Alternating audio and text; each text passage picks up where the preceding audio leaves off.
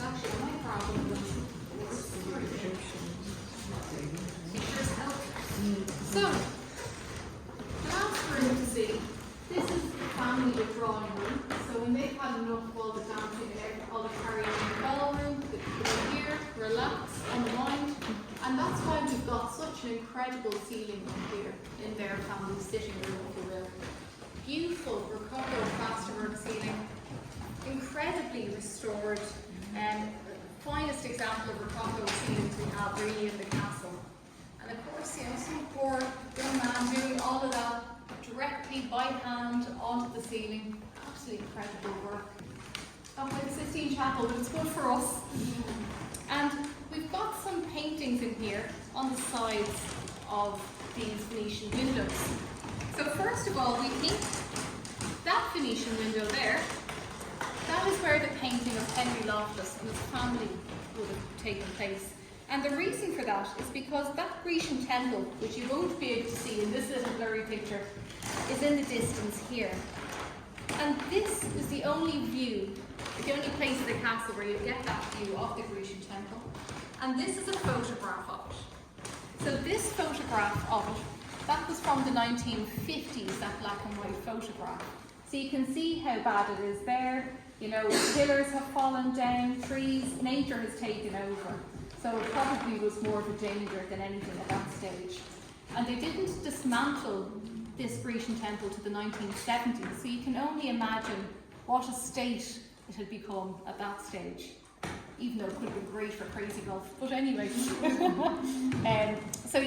that is where we think that painting would have been taken because of that very reason.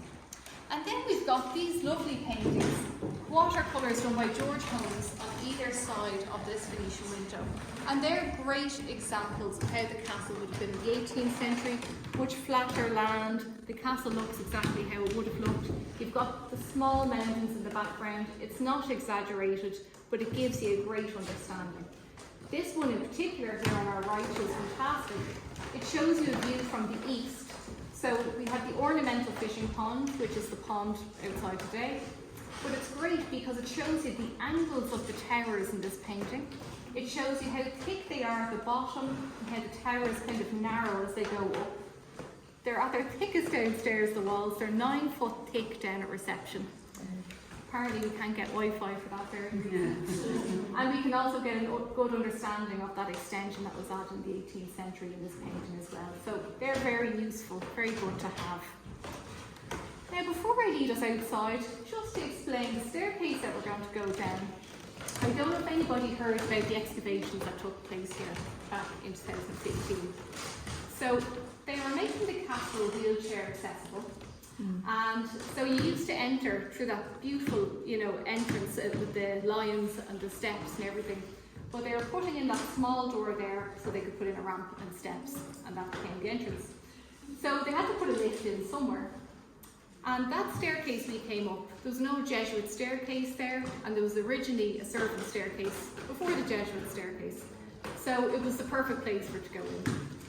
So the archaeologists were in, and they ended up uncovering another floor underneath the floor, and in between those two floors they found a wash pit, and in that wash pit they ended up finding 17,500 artefacts at the base of that tower down there.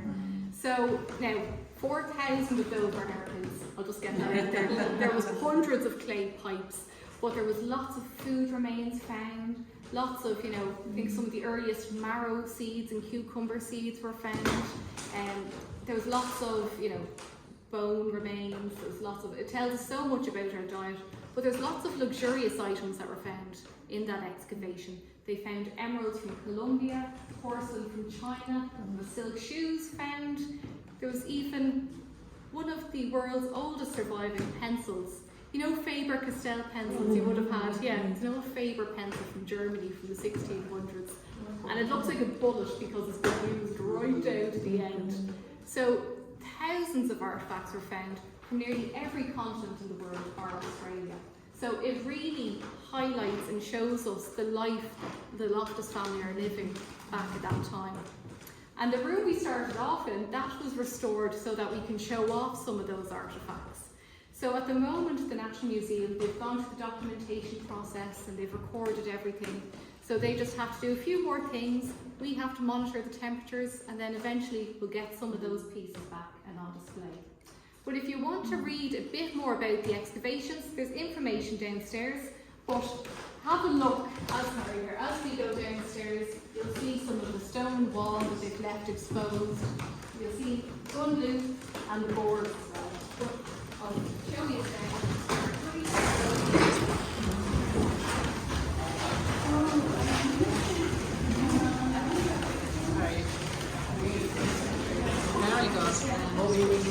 But I mean, on all the stars. Yeah, that's really great to see some of those, you know, yeah.